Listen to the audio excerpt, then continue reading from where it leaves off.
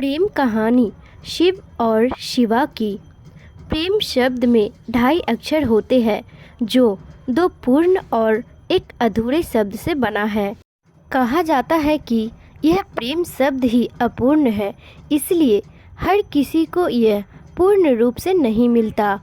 परंतु शिव जी और पार्वती जी की प्रेम कहानी अनेक कष्टों के पश्चात ही सही पर पूर्णता प्राप्त प्रेम का प्रमाण है।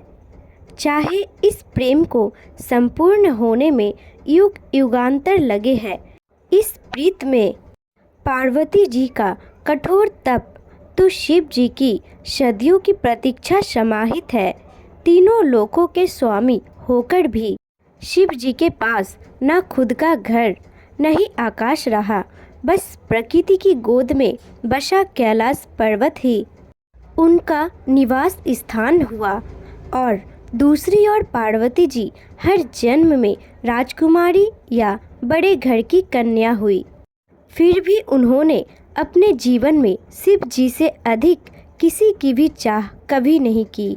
शिव जी सकल दृष्टि के स्वामी, परंतु अज्ञानियों के दृष्टि में एक अघोरी से ज़्यादा कुछ नहीं। पर उस दिव्य स्वरूपा देवी ने शिव जी को जो पूर्णता दी, उससे वे देवों के देव महादेव बन गए। शिव जी को तुच्छ दर्शाने के लिए दक्ष ने एक महायज्ञ का आयोजन किया, जिसमें सभी देवी देवता, साधु संत, ऋषि मुनियों को बुलाया गया, बस स्वयं की पुत्री और जामाता को छोड़कर।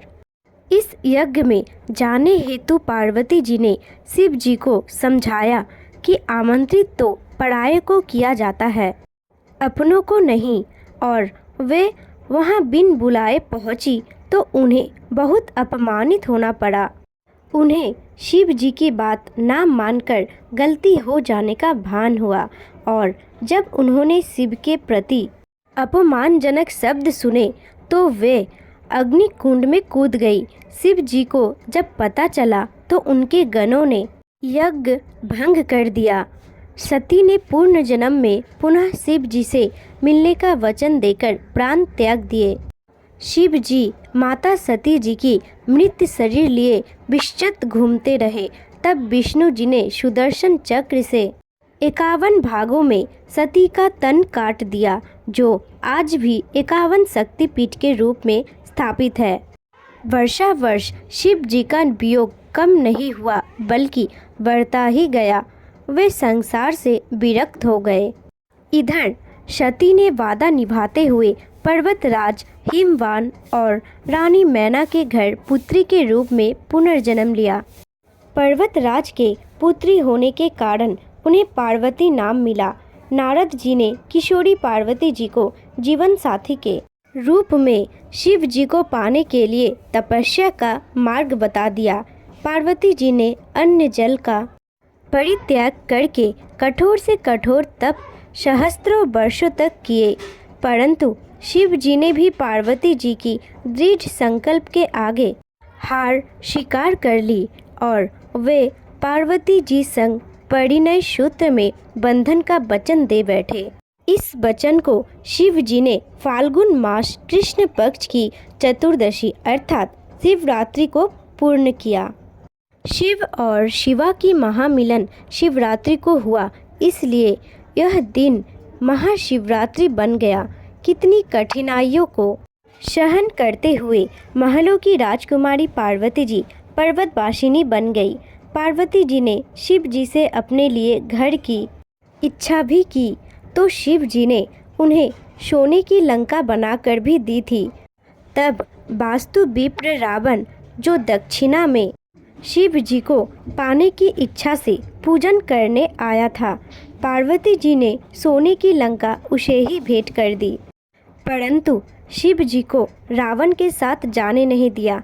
पार्वती जी ने किसी भी जन्म में भोले भंडारी के प्रेम के अतिरिक्त कोई धन वैभव नहीं चाहा, बल्कि जीवन की हर परिस्थिति में शिव जी के साथ सूर्य के किरणों, पुष्प में सुगंध तो शरीर संग प्राण बनकर निभाया।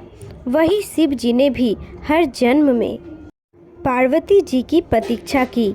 शिव जी जो गले में मुंडमाला पहनते हैं वो पार्वती के हर एक जन्म का ही तो प्रतीक है, जिसे वह हृदय से लगाकर रखते हैं। वास्तव में पार्वती जी अनेकों कठिनाइयों सही तो शिव जी ने भी अतः वियोग सहा। अंततः दोनों ने संपूर्ण प्रेम की परिभाषा गढ़ दी।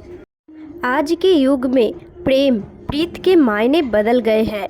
जहाँ प्यार का स्थान अर्थ भोग विलास ने ले लिया है, वहाँ शिव शिवा का निश्चल निस्वार्थ प्रेम सभी के लिए प्रेरणादायी है।